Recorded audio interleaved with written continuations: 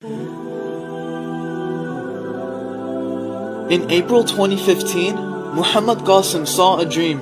In this dream, the Prophet of Allah ﷺ talked to me on a device similar to a phone. From his voice, it seemed that he was very old, tired and worried. He said, "Qosim, I called many people but none of them have listened to me. Now I'm very tired and I don't have any more strength." I said, "Tell me what to do. I'm here for you." He said, "Qosim, I want to meet you. There is very important work.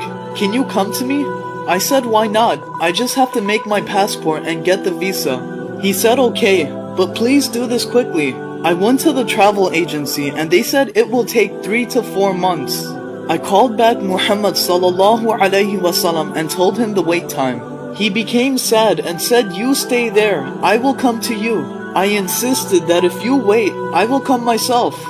"You are very old and tired and you shouldn't have to come all this way."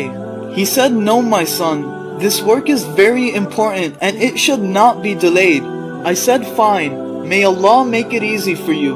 Then I prayed to Allah to make it easy for my beloved ﷺ. Then I went to the airport and waited for him. When he arrived, I became very happy and ran towards him. He also became happy and I said, "Allah has brought you here safely." He agreed and said, "Allah is very merciful." I drove him home in my car. My house was on rent and the electricity was almost none. He came in, sat down and said, "No one has listened to me. If my Islam stays in the same state, then I fear that it will perish. Everyone is busy in their own work and no one is worried about me or my Islam. I want you to share the dreams that Allah has shown you and spread my message among the people. I brought a device so you can share your dreams and my message. And also, tell the Muslims that I said this. No matter how Qosim is, he is after all a part of my ummah. And I do not differentiate anyone from my ummah. And don't divide into groups saying Islam will not rise from Pakistan. Near Qiyamah, Islam is going to rise from someplace anyways. No matter where, the good thing is the Muslims will be united again. They will regain their lost status and Islam will be seen to the whole world with respect. And that's all that should matter, so what's bad about that?" I replied that no matter how hard or dangerous this work is, I will do it by the mercy of Allah. On hearing this, so much happiness passed from the wet eyes of Muhammad ﷺ. He hugged me saying I had faith in Allah that you wouldn't refuse. He took a deep breath and gave thanks to Allah. Then he said, "Qosim, there's a map in this box.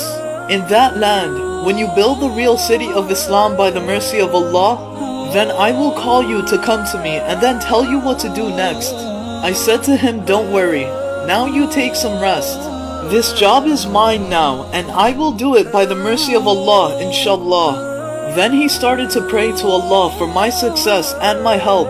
Then I thought, only Allah can help me now. It will be impossible to do this without the help of Allah. So I said Bismillah and started to do my work. I opened the box and there was a tablet type device, a map and a message from Muhammad ﷺ. And there was also my dreams to share to the people. I went to big Muslim people with this message and they laughed at me. They said, "Qosim, go and do something else and don't waste our time." This depressed me, but I said no. I promised Muhammad ﷺ that I would do this work. Then I opened the map to see Khurasan and a drawing of a land in the east of Khurasan which looked like Pakistan. Then there was a note saying if near Qiyamah you see the real Islam spreading in the land before Khurasan, then join it even if you have to crawl with naked feet over mountains to get there. Then I got a message from a person who talked to me in detail, but he couldn't understand me clearly. I told him, "Come to my house, I'll show you a map." He came over and he said, "Yes, I have read in a hadith that it is not the land of Khurasan, but it's the land before Khurasan. And if that's true, then the army of black flags is the army of Pakistan." Then I said, "Yes, Pakistan's army is the best army in the world because they are killing terrorists one by one." Then he said, "We must convey this message to the army of Pakistan. We have to save the last castle of Islam. I agreed, saying we should do it quickly. Muhammad sallallahu alayhi wasallam also said that the one who reads my message should share it with others. Then other people joined us and we started to work in the form of groups. And other people spread the dreams and the message very quickly. And then they were spread throughout the entire world by the mercy of Allah. And then the big people said, we should have believed you before. I said to them that if Allah was never merciful and didn't help us, then we would have never been able to accomplish this.